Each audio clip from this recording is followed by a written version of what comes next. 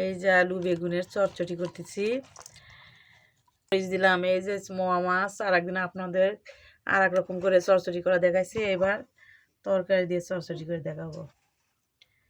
এই তো লবণ দিলাম, একটু হলুদ দিলাম, একটু পিসা শসা দিলাম,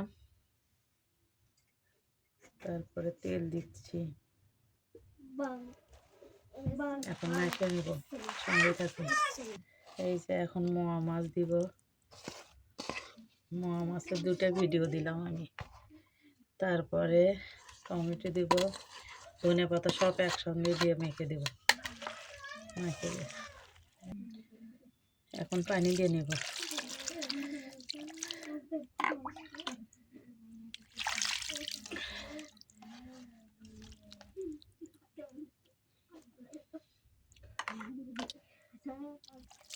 সঙ্গেই থাকুন।